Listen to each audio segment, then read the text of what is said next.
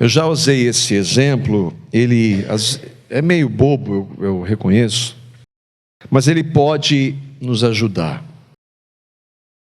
Aí na imagem nós temos uma pizza que tem 10 fatias. Não sei exatamente qual é o sabor, mas ela parece apetitosa.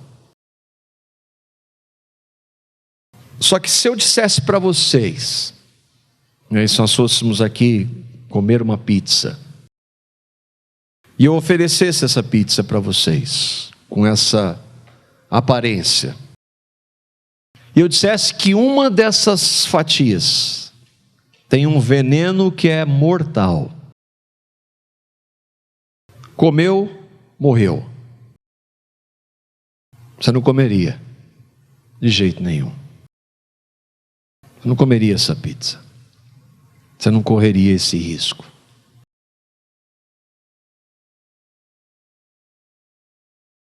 Esse é o livro que nós cremos ser a palavra de Deus. Esse livro não é que contém, ele é a palavra de Deus. Se esse livro tivesse um único erro, não seria a palavra de Deus. E nem eu, nem vocês poderíamos nos achegar a ele com a garantia que nós podemos hoje saber que Deus fala pela sua palavra. Existem hoje pessoas que questionam a infalibilidade da Escritura. Eu não estou falando de ateus, eu estou falando de gente que prega, de pastores, de líderes, que dizem que a Bíblia tem erros históricos, erros de datação, erros cronológicos.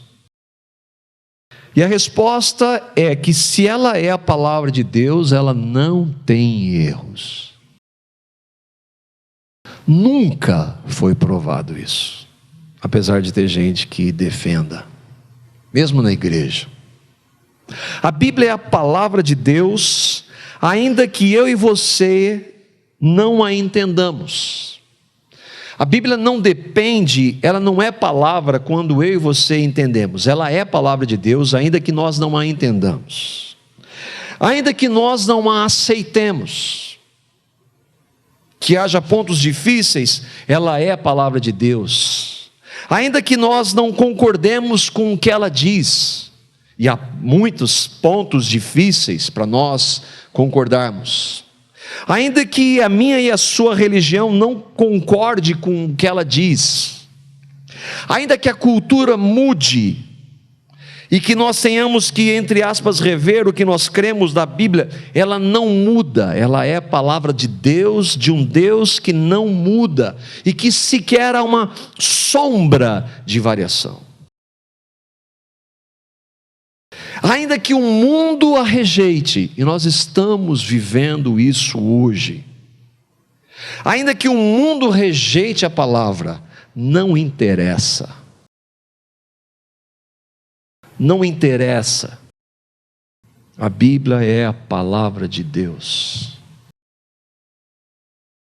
O único terreno que nós temos hoje, seguro, para saber o que Deus tem para nós. Irmãos, há uma falta de discernimento na igreja tão impressionante, na igreja institucionalizada, eu digo, naqueles que estão no meio, ou mesmo muitos cristãos que não têm ideia do que está acontecendo. Abraçando tudo, distorcendo a palavra por causa de práticas claras, pecaminosas, em nome do amor, por exemplo. E eu não estou falando de distorções neopentecostais, de heresias, eu estou falando de igrejas ditas tradicionais. Existem hoje, além das incontáveis heresias que nós vemos na igreja predominante da TV, pastores e líderes que são liberais, não professos, mas nas entrelinhas eles colocam dúvidas em relação à palavra. e não são poucos, e são ouvidos por muitos aqui, inclusive. Eles questionam a Escritura. E se questionar a Escritura, irmãos, acabou. Se eu colocar dúvida na palavra de Deus, acabou. Se ela tiver um erro, acabou. Porque para mim pode ser um erro, para você pode ser outro, para o fulano de tal pode ser outro, acabou. Aqueles que em nome do amor aceitam tudo, não o amor de Deus. Aqueles que para ganhar pessoas para Jesus, não tratam da verdade, que é Jesus. Verdade que confronta. Eles não falam do inferno. Inferno é impopular. Mas o Jesus que nós queremos ganhar fala. E de maneira muito clara e categórica. E é Ele que manda para o inferno. Valorizam a ciência. Não, esse livro antigo aí, você acredita nisso? Adão e Eva, a ciência prova. E aí nós temos que rever Deus e a sua palavra. Não temos que rever nada. Não existe prova disso.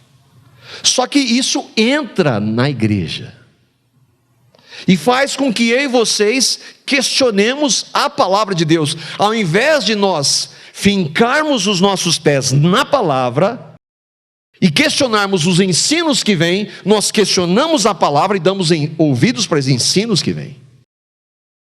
Mas como verdadeiros cristãos, nós nos aproximamos da Bíblia, nos submetendo a ela, não importa o que aconteça. Não interessa o que digam, inclusive na igreja. Isso já faziam muitos durante a história, fizeram. Mas sempre houve irmãos que não se deixaram levar. Nós estamos entre os irmãos do ministério, na formação da liderança do presbitério e da diaconia, da comunidade. Nós estamos estudando um grupo de irmãos que não se vendeu a isso. E aqui tem uma definição da Escritura Sagrada, e que eles trabalham e que nós cremos dessa forma. A autoridade da Sagrada Escritura, razão pela qual deve ser crida e obedecida, não duvidada, não questionada, não depende do testemunho de qualquer homem. Se o mundo inteiro, todas as pessoas rejeitarem a Escritura, ela não deixa de ser Escritura e palavra de Deus. Não depende do testemunho de qualquer homem ou igreja. Gozado que é interessante que isso está escrito há séculos. Isso predomina hoje. Mas provém inteiramente de Deus, sendo Ele mesmo a verdade e o seu autor. Dizer que a Bíblia, a palavra de Deus, tem erro é um contrassenso, porque se Deus erra, então não é Deus. A Escritura, portanto, tem que ser recebida por ser a palavra de Deus e ponto final. E nós cremos assim. Tudo que se diz respeito a Deus, como conhecer quem nós somos, tem que passar pelo crivo da Escritura. Nessa visão, a Bíblia como autoridade, eu tenho aprendido algo que nós, desde que nós começamos, e que para mim tem sido, eu louvo ao Senhor, aprendido com alguns irmãos, que a melhor forma de nós estudarmos a Escritura é pela exposição da Escritura. É ler o que a palavra de Deus diz, verso a verso, dentro de um contexto. Deixa Deus falar. Quanto menos alguém falar, que se propõe a falar de Deus, melhor. Não há melhor forma de ouvirmos a Deus do que o estudo expositivo da Escritura. Por quê? Porque se os escritos foram assim divididos, eles foram inspirados e ordenados por Deus dessa forma. Não na sequência que nós temos, a sequência que nós temos hoje, Velho e Novo Testamento, especialmente no Novo Testamento, que nós temos primeiro os 4 evangelhos, depois Atos, Romanos, 1 Coríntios. Não é essa a ordem. mas os escritos que estão ali naquela ordem foram inspirados. É importante porque verso a verso nós examinamos a Escritura e nós vamos para ela sabendo que ela é autoridade. Eu não vou querendo encaixá-la no que eu acredito, no que eu quero. Eu vou para ela como palavra de Deus, para que ela fale comigo. Porque assim nós não saímos do contexto. Porque muito que acontece hoje, pega-se textos, versículos isolados para se desenvolver em ensinos que são contrários ao ensino geral da Escritura. Porque assim nós tratamos de assuntos que normalmente nós jamais escolheríamos. Se nós nos propormos, como nós vamos fazer hoje, começar a estudar João, nós vamos entrar em assuntos que eu não escolheria. Mas se ele está lá, nós vamos tratar, doa quem doer, inclusive para mim. E porque assim, expondo e explicando o texto, sobra pouco para opiniões, achismos e interpretações pessoais. Por isso que a gente vai estudar, nós começamos hoje a estudar o Evangelho de João. E nós vamos ouvir o Senhor falar por meio deste Evangelho.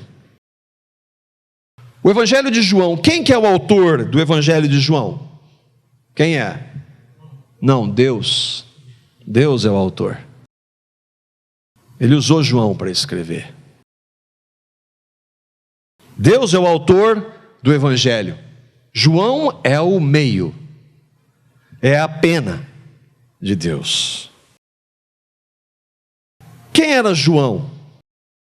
Um ex-pescador. Um dos 12 apóstolos, o discípulo amado. Irmão de Tiago, filho de Zebedeu. Um homem pecador. Não estava entre os cultos da sua época. Mas Deus gosta de fazer isso, para que não haja nada para o homem, não haja glória para o homem. E ele mesmo, João, ele vai dizer isso, que ele é testemunho disso que ele escreve em João capítulo 21, versículo 24, que diz assim: este é o discípulo que dá testemunho dessas coisas e que as registrou. Sabemos que o seu testemunho é verdadeiro. João está falando disso lá no final do Evangelho. Tudo que nós vamos ver, se o Senhor permitir, quem sabe ele não volte nesse caminho, meio do caminho. Seria uma maravilha. Aí nós vamos falar e ver Jesus, esse Jesus que João testemunhou e que as mãos dele tocaram, nós vamos poder também.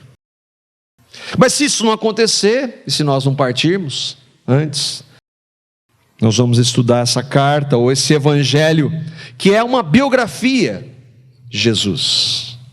O escrito foi produzido mais ou menos entre os anos 90 e 100 depois de Cristo. Ele é o último evangelho. Daí então dizer, por exemplo, lá temos Mateus, Marcos, Lucas e João. Parece que é, mas João é um dos últimos escritos do Novo Testamento. Eles foram colocados ali para uma questão de nós entendermos cronológica, mas não cronológica, para organização. Mas ele foi um dos últimos escritos do Novo Testamento. Eu estava pesquisando e achei isso aqui muito interessante, porque aqueles que dizem que mudou e tal, foi encontrado em 1920 um papiro que é do Evangelho de João, que com os métodos de datação, provavelmente esse pedaço foi escrito no ano 125, é claro que não há precisão, mas é muito provável. João foi escrito em Éfeso. Provavelmente nós não sabemos, porque João ele ficou preso na ilha de Pátimos por causa do Evangelho. E pouco antes de morrer, ele foi levado para Éfeso. E ali então, ele escreve o Evangelho. Além disso, ele escreve a primeira, segunda e terceira cartas e o Apocalipse. Acredite-se que João tenha morrido com 94 anos. Foi o único dos apóstolos que não foi martirizado, morreu por causa do amor ao Senhor, se bem que ele estava preso por causa do amor ao Senhor.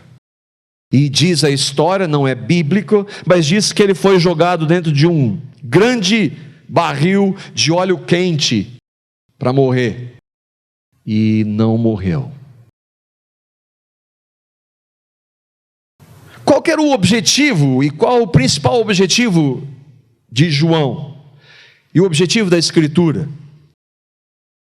Lá no finzinho ele diz: tudo que foi escrito, que nós vimos, é para que vocês creiam que Jesus é o Cristo, o Filho de Deus, e crendo tenham vida em seu nome. João não veio escrever regras para uma religião. A Bíblia não é um conjunto de regras para uma religião. A Bíblia tem um objetivo: revelar Cristo. Em que condições ele escreve? Como o último apóstolo vivo. É o último dos apóstolos, todos os outros morreram e ele sabe disso. Ele andou com Jesus por 3 anos, conviveu com Jesus. Ele viu os milagres de Jesus. Viu Jesus fazer coisas inexplicáveis e que nunca haviam acontecido. Ele viu Jesus, depois de fazer o que ele fez, morrer e ressuscitar, voltar para o céu, voando. Ele viu as profecias de Jesus serem cumpridas. Uma delas, quando eles estão lá perto do templo, falou: olha, Senhor, que templo lindo isso daqui. Pois é, Jesus falou: isso aí não vai ficar pedra sobre pedra aí. Esse templo lindo, maravilhoso, vocês estão falando, isso aí vai cair. Jesus derrubou um templo uma vez e vai derrubar um outro que foi construído recentemente também.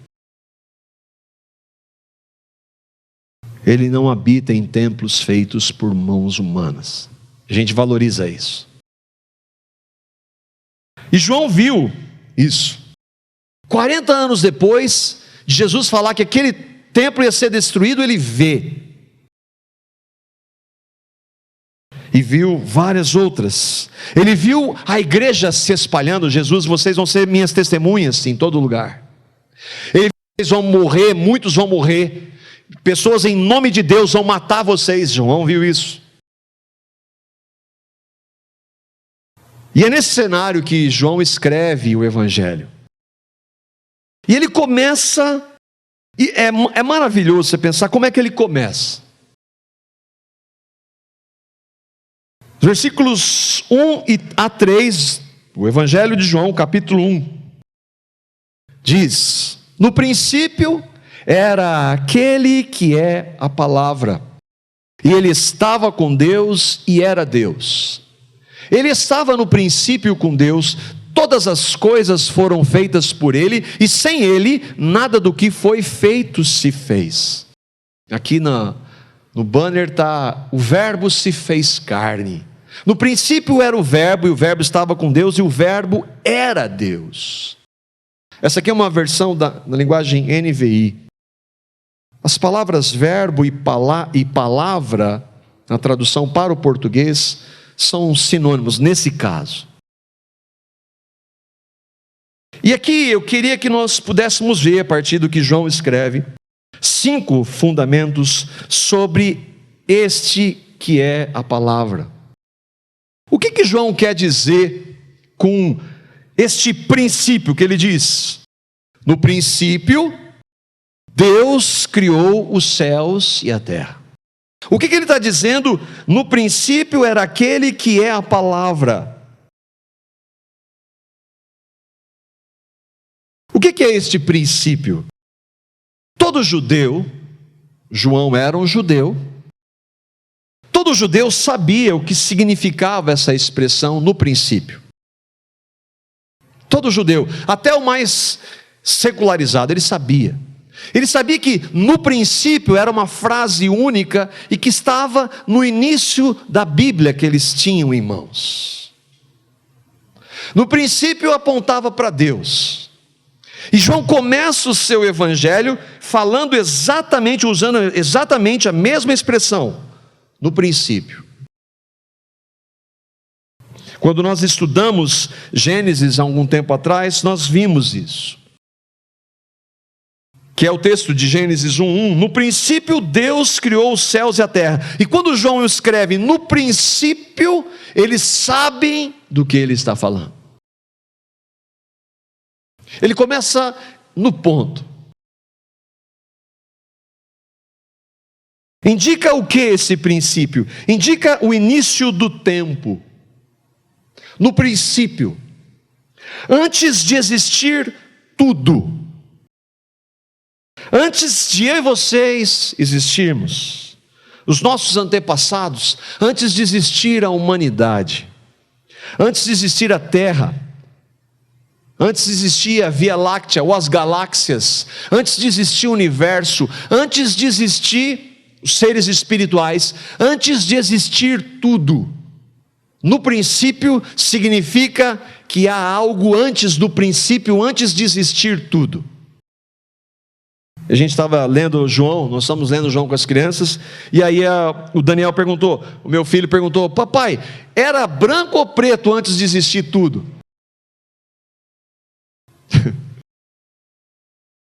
Antes de existir tudo, como é que era? Aliás, até lembrei de uma anedota, né? Porque cristão não conta piada, ele conta anedota.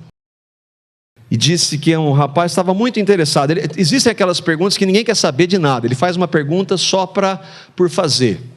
E aí perguntou lá para o pregador que estava pregando o evangelho, falou assim: o que Deus estava fazendo antes de criar tudo? Ele falou assim: estava preparando o inferno para pessoas que fazem perguntas como essas. É claro que não foi esse o contexto, né? Não precisei falar isso para o meu filho, lógico, né? O Salmo 90, versículo 2, diz isso: que antes de existir tudo, antes do princípio, havia um ser. Antes de formares os montes e de começares a criar a terra e o universo, tu és Deus eternamente, no passado, no presente, no futuro. Antes do princípio havia Deus. Nós cremos nisso, porque a Bíblia, a palavra de Deus diz, mas nós não entendemos isso. Nós não questionamos isso. Nós cremos nisso. Quem criou Deus? Outra pergunta. Não, tudo tem uma causa. Quem criou Deus? Ninguém. Deus é. Quando Moisés vai lá e: Senhor, eu vou falar para o Senhor do Senhor Deus que está aparecendo para mim aqui nessa manifestação, eu vou lá falar para o povo, eu vou falar em nome de quem? Você fala em nome do eu sou. Eu sou. Sempre foi. Deus é. Defina Deus. É impossível. Mas nós temos a palavra dele, o que ele quer revelar para nós está revelado nesse livro que pela graça nós temos. Tudo que nós precisamos saber dele está nesse livro, só nele. Conquanto o universo aponte para um Deus que existe, e todo mundo é indesculpável por causa disso, para conhecer esse Deus só pela palavra dele. Outra definição que nós buscamos às vezes, e toda essa lista, eu já citei algumas vezes essa confissão de fé de alguns irmãos que nós estamos adotando como referência para aquilo que nós cremos da Escritura. Toda essa definição da confissão de fé batista de 1689, toda ela está baseada na Escritura. Quem é esse Deus que nós cremos? E por mais que nós tentemos definir à luz da Escritura, ainda não nós vamos compreender plenamente quem Ele é. Mas quem é esse Deus que nós cremos, o autor da palavra dele? O Senhor nosso Deus é somente um. O Deus vivo e verdadeiro, cuja subsistência está em si mesmo e provém de si mesmo. Infinito em seu ser e perfeição, cuja essência por ninguém pode ser compreendida, senão por Ele mesmo. Ele é um espírito puríssimo, invisível, sem corpo, membros ou paixões. o único que possui a imortalidade, habitando em luz inacessível, a qual nenhum homem é capaz de ver, imutável, imenso, eterno, incompreensível, todo-poderoso, em tudo infinito, santíssimo, sapientíssimo, completamente livre e absoluto, operando todas as coisas segundo o conselho da sua própria vontade, que é justíssima e imutável e para a sua própria glória. Essa é uma definição limitada de quem é Deus. De acordo com a Escritura, vários textos das Escrituras estão aqui nessa definição. Compare-o com você. Todas as vezes que você tiver um questionamento em relação à palavra, coloque-se no seu lugar. Você vai mudar a postura como você vai chegar para esse livro. Você vai chegar clamando misericórdia. Mas hoje nós queremos questionar. Hoje nós temos o direito de questionar. Pense no seu vasto conhecimento, meu e no seu, na nossa longa existência, no nosso imenso amor, que não é condicional. Nosso amor, ele é incondicional. Na nossa suprema justiça, suprema, entende? Suprema, nós temos suprema justiça, que é essa que nós estamos vivenciando nos últimos dias. Essa é a nossa. Pense no nosso poder, o poder que nós temos. Com tudo isso que nós temos, nós queremos questionar Deus e a sua palavra. Nós devemos nos colocar diante da palavra como a expressão desse Deus que nós cremos. Não a questionamos. Nós podemos dizer, Senhor, como Paulo disse, da profundidade, da riqueza, da sabedoria de Deus, Senhor, eu não compreendo tudo, mas eu não questiono. Eu me submeto porque o Senhor é Deus. Entende tudo? Claro que não. Mas eu me submeto a Ele. Voltando para o texto, no princípio o que, João? No princípio era aquele que é a palavra. No princípio era o verbo. Ele estava com Deus e era Deus. Aí vem o segundo ponto. Quem é aquele que é a palavra? Quem é o verbo? Porque os judeus já sabem. No princípio, nós sabemos o que você está querendo dizer. E não somente os judeus, a cultura que predominava na época era dos gregos. Gregos sabiam também o que era. Quando ele vai entrar, aquele que é a palavra. Quem é aquele que é a palavra que ele está dizendo? Ou que é o verbo? Depois de falar do princípio, ele escreve aquele que é a palavra. Aquele denota o quê? Uma pessoa.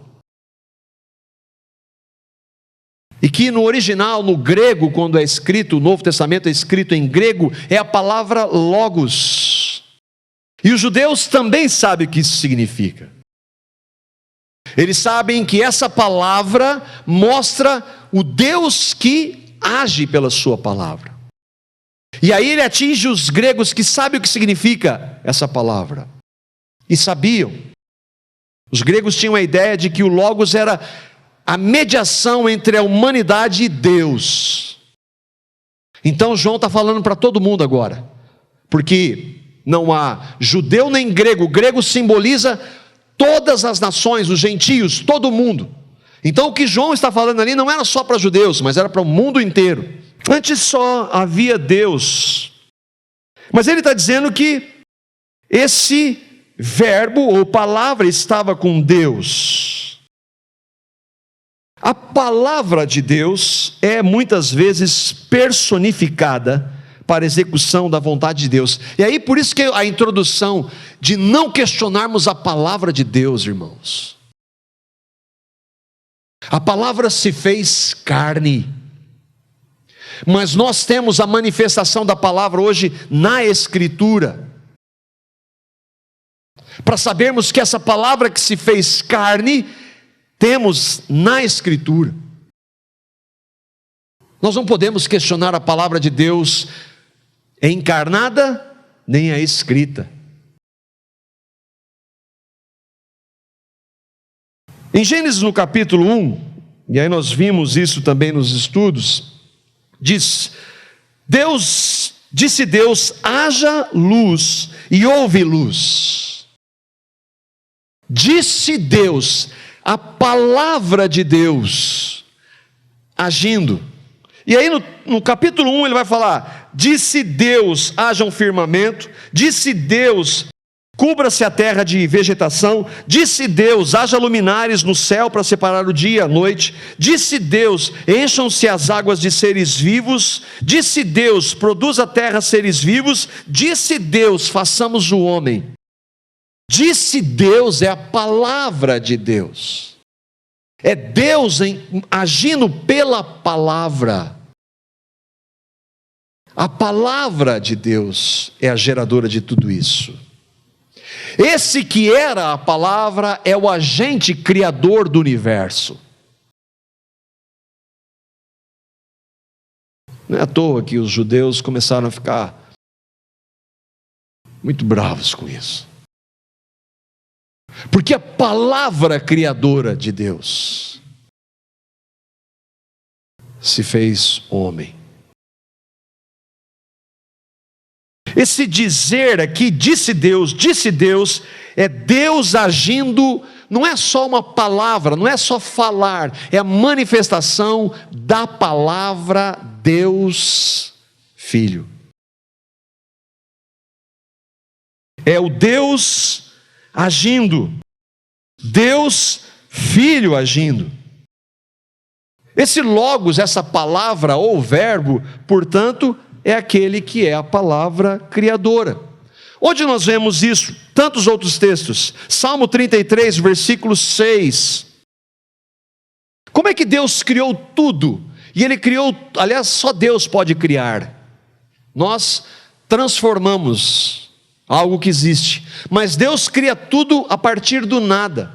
Como é que Ele criou? Salmo 33, 6 diz, mediante a palavra do Senhor foram feitos os céus, os corpos celestes, pelo sopro da sua boca.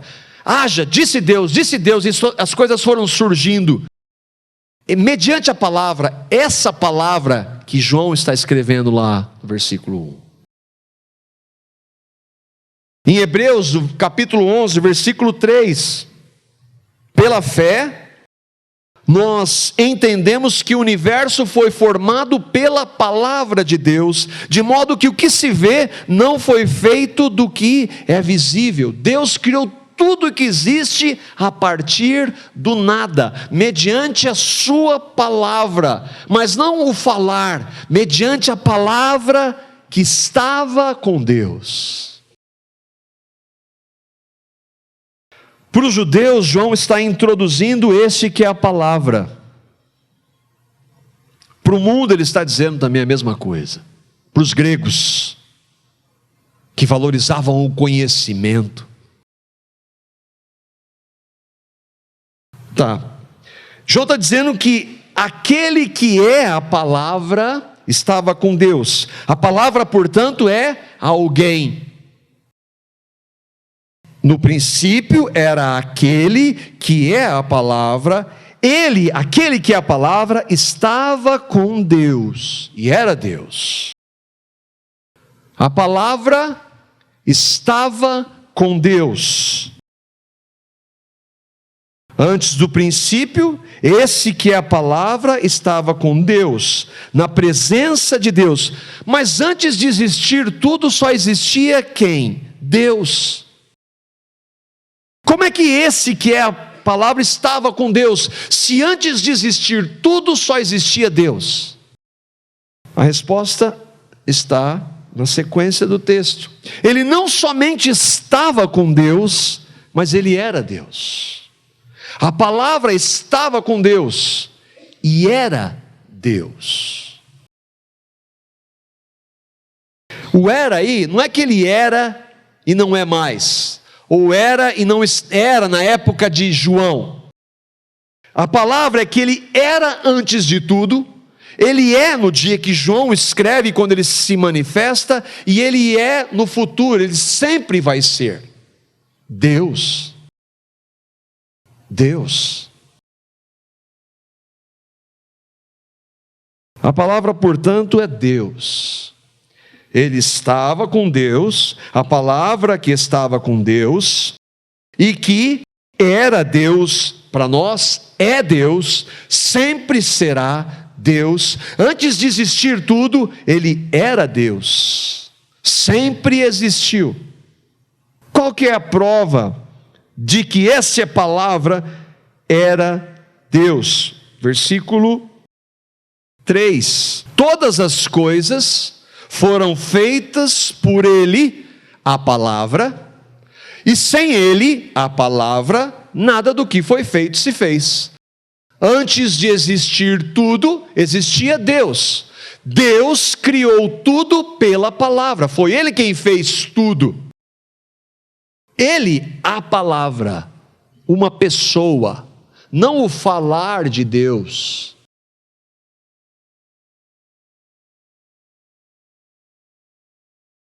Que todas as coisas, eu e vocês, os nossos antepassados, a humanidade, a Terra, nossa galáxia, as galáxias, universos, seres espirituais, tudo foi criado pela palavra. Quem somente tem o poder de criar tudo? Deus. Então o Logos, que é no grego palavra, é Deus. Mas quem é Ele? Quem é Ele? Todos os cânticos que nós louvamos falavam disso aqui. Que haja em nós o mesmo sentimento que houve em Cristo Jesus, que sendo Deus, desceu até nós. João vai falar, aí nós vamos saltar para o versículo 14. Nós vamos, se o Senhor permitir, nos próximos estudos, trabalhar todos eles, mas nós vamos só para falar, porque João vai dizer ali no versículo 14, quem é aquele que é a palavra?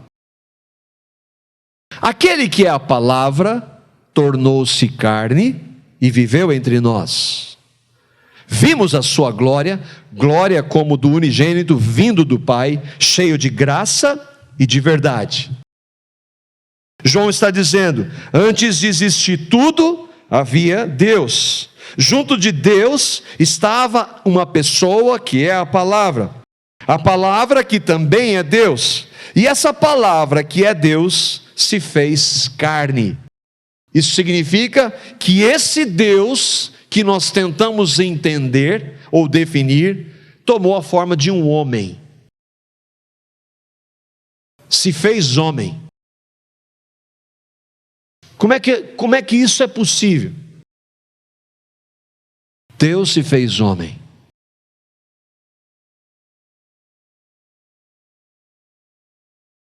João inclusive andou com esse homem. E ele viu a glória desse homem. Como é que ele viu essa glória? Ele viu os milagres que ele fez. Ele viu ele morrer e ressuscitar. Ele viu esse homem voltar para o céu. Ele viu as profecias dele, e não profetadas, profecias, se cumprirem. Por isso esse homem e os demais morrem por ele.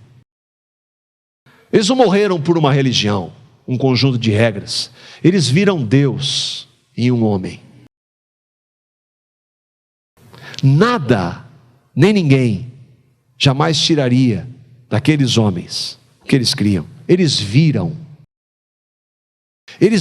Deus. Viram Deus em um homem. Ele chama no texto unigênito. Unigênito é o único filho da mesma espécie. Quem é esse Mas não estão falando que ele é uma pessoa, ele é um homem. Quem é ele? Mateus, em seu evangelho, inspirado por Deus, vai dizer, Mateus capítulo 3, os versículos 13, 16 e 17, diz assim: então veio Jesus da Galileia, veio ter com João, não o João o evangelista, o João Batista, junto do Jordão para ser batizado por ele. Versículo 16: e sendo Jesus batizado, saiu logo da água, e eis que se lhe abriram os céus, e viu o Espírito de Deus descendo como pomba e vindo sobre ele. E eis que uma voz dos céus dizia: este é o meu Filho amado, em quem eu me comprazo. Quem é o Filho unigênito? Quem é o homem que era a palavra antes de existir tudo? Jesus. Jesus é Deus. Ele não foi, ele é Deus. A diferença é que ele tomou um dia na nossa história uma forma de um homem, mas ele sempre existiu. Jesus criou o universo, Jesus criou tudo para ele,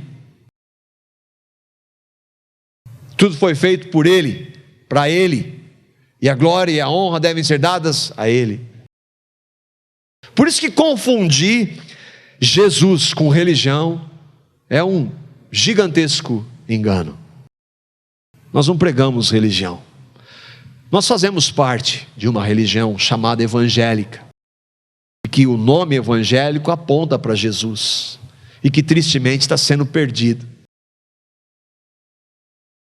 Nós não pregamos religião, nós pregamos Deus, que é Jesus, e que continua sendo um homem. Deus agora tem um corpo, e que para aqueles que creem vão vê-lo, vão tocá-lo. Ele não é um espírito. Antes de se formar, de se tornar homem, carne, ele era, mas agora ele tem um corpo físico. Quem que é a palavra? A palavra é Jesus Cristo. O que me impressionou lendo isso, irmãos, foi que João começa com isso. Eu vou começar dizendo uma coisa para vocês: Jesus é Deus. Jesus é Deus. O que eu e você temos a ver com isso? Tá, o que eu e você temos a ver com isso? Eu queria terminar com algumas verdades em relação a isso, algumas aplicações. Primeiro é que eu e vocês existimos porque Jesus quis. Ele é o Criador de todas as coisas. Nós vamos ver que Ele é o originador da vida. Está nos versículos seguintes. Eu e vocês existimos porque Jesus quis. Ele é Deus. E eu e vocês devemos prestar contas da nossa existência e do que fazemos com ela para Deus. Um dia nós vamos estar diante de Deus e dele, diante dele, e nós vamos prestar contas das nossas vidas para ele. Só que ele, Deus, é santo. Santo significa separado. Separado do quê? Separado daquilo que eu e vocês mais sabemos fazer, que é pecado. Deus não tem pecado, Deus é santo, Ele abomina o pecado. Além disso, Deus, Ele é justo, nós não. Não há nenhum justo, nenhum sequer. Eu procuro fazer o bem, mentira. Não há ninguém que faça o bem, nenhum só. Se eu e vocês fazemos alguma coisa fora de Cristo e dizemos que é bem, é mentira, nós temos um interesse por trás. Não há ninguém que faça o bem. Tudo que eu e vocês, antes de crermos, se nós cremos em Cristo, fizemos, não vale nada para Deus. Acontece que Deus não tem relação com o pecado, coisa que eu e vocês temos de maneira intensa. Nós pecamos em atos, no que ouvimos, no que vemos, no que pensamos. Deus não tem pecado. Ele abomina o pecado. E nesse estado, nós vamos ter que prestar contas para Jesus, que é Deus. Nesse estado de pecador, Ele não aceita. Nós vamos ser condenados. Acontece que Deus se fez homem exatamente para nos dar o livramento do nosso pecado. Deus se fez homem para nos livrar de quem nós somos. Não existe outra possibilidade.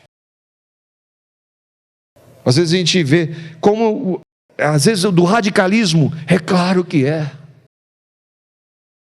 Não existe ninguém como Jesus. E Ele não divide a glória dele com absolutamente ninguém. Ou é Ele ou é nada. Não importa o que eu e vocês tentamos fazer. Mas Ele se fez homem por quê? Porque nós nascemos em pecado, por isso nós pecamos. Estamos separados de Deus.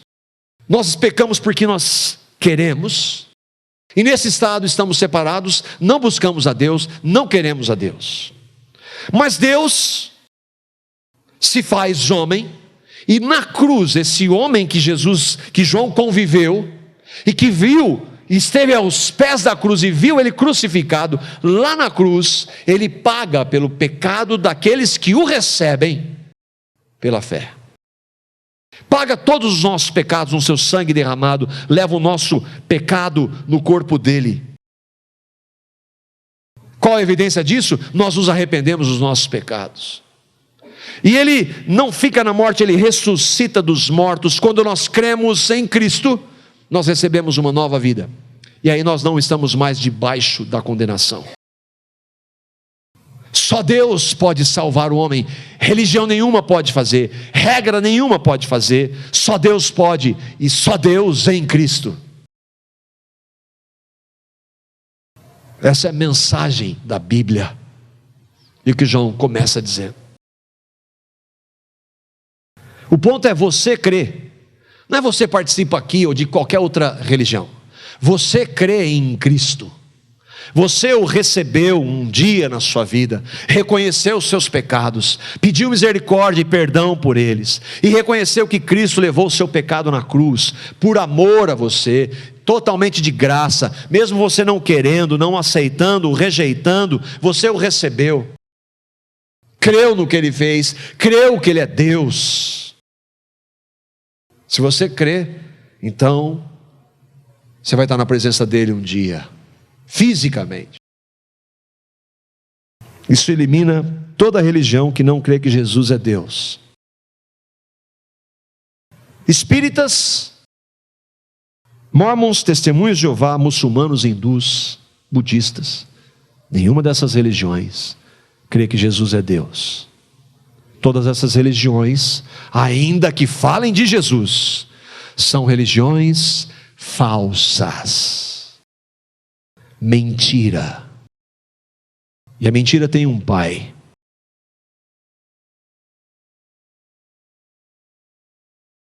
Elimina também as crenças que dizem que o homem é salvo por obras.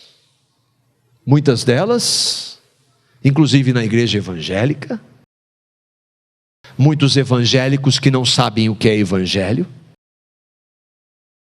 que acham que tem que fazer alguma coisa. É Jesus mais alguma coisa? Nem muitos evangélicos que não sabem o que é evangelho, nem catolicismo romano.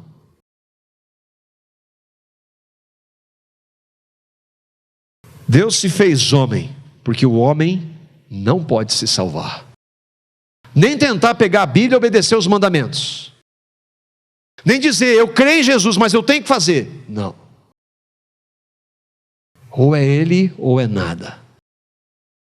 E Ele vai transformar as nossas vidas se nós cremos. E aí a glória é para Ele. É Ele que faz tudo. E último, a aplicação é para eu e você, que se pela graça nós cremos. Deus se fez homem para ser nosso Salvador, Jesus. Mas não somente isso, Ele veio para ser Senhor. Senhor significa dono. Dono da minha vida. Eu não me pertenço mais. Ele é meu Senhor. E eu quero viver para Ele. Em tudo. Em todas as áreas. Ele veio para ser dono da minha vida, com todos os direitos que Ele tem. Se eu e você cremos em Jesus como Deus, Ele veio para ser Senhor das nossas vidas. Que o Espírito Santo revele essa verdade para nós, cada vez mais. Que Deus, Jesus, Deus reencarnado, que veio para ser nosso Salvador, seja Senhor das nossas vidas em tudo. Amém?